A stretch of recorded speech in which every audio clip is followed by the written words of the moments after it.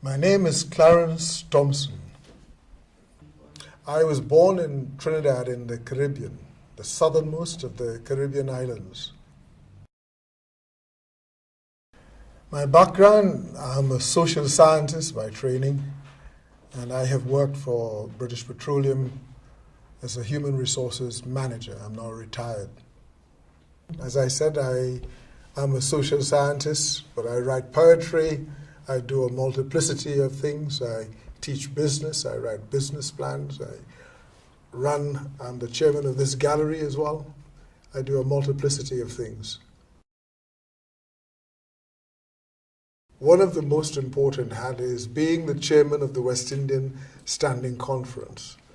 The West Indian Standing Conference was formed back in 1958 as a consequence of the Notting Hill riots, in which later in 1959 a man called Kelso Cochrane from the Caribbean was killed in circumstances quite similar to that of Stephen Lawrence. And we decided to form an organization in order to bridge the gap because it was based on race. It was a racial killing.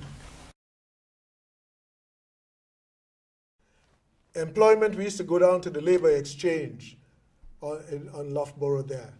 And there the job applications and vacancies were stamped in red, NCP. And that didn't mean National Car Park. It meant no colored person need apply.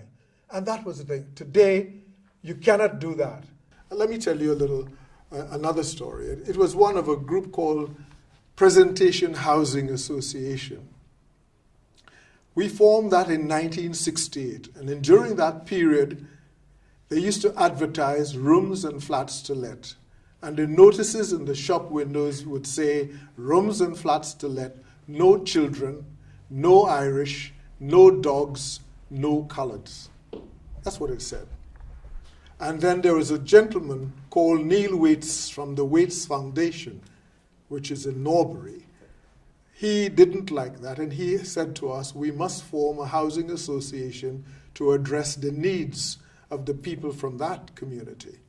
We did so, and today, Presentation Housing Association, though I do not have much to do with it now, but I was a member of it, an active member from 1968 to 1986. But, things happen, you move on and so on. But it now houses about 25,000 families.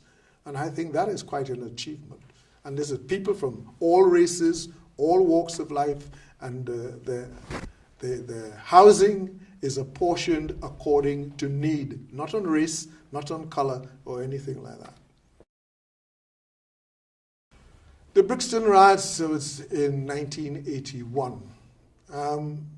That was a difficult period because it was a period when we had many, many difficulties with the relationship between people of African heritage and the police. During my youthful years in here, I have known the police of Brixton, or just down here, going on an exercise which they call nigger hunting. Nigger hunting meant that when we first came here that we were prime targets for abuse. And you were not abused because you did anything wrong. You were abused because you were of a different pigmentation. And that's what it was about. And so the Brixton riots came about when young people, they went through a process called SAS. It was at the time of the Tory government, because Maggie Thatcher had just become Prime Minister in 1979. And it was the attitude which led to it. There was a kind of arrogance. And they didn't care about how people felt or what people felt and so on. They didn't take any of this into concern. And so it just took one little incident and the whole place was on fire.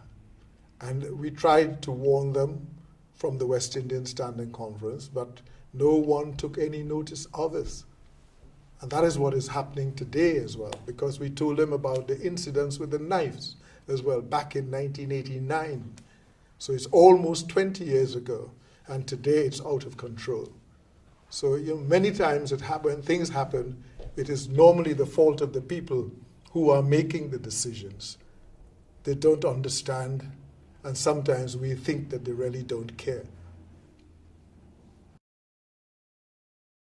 The 198 was formed back in 1988. There were two people. I used to teach business at the time down in Tooten Broadway, and two people came to me. The lady is called Zoe, and with her partner John. They came and started talking about creating a gallery, but they wanted it to be a private affair. And I said to them, it should be a community affair. And if you did it as a community affair, there's a possibility of getting grants and really making it popular and so on. They took my advice, and the rest is history. Art is a way of expressing ideas. You have the performing arts, you have the visual arts, and this is the visual.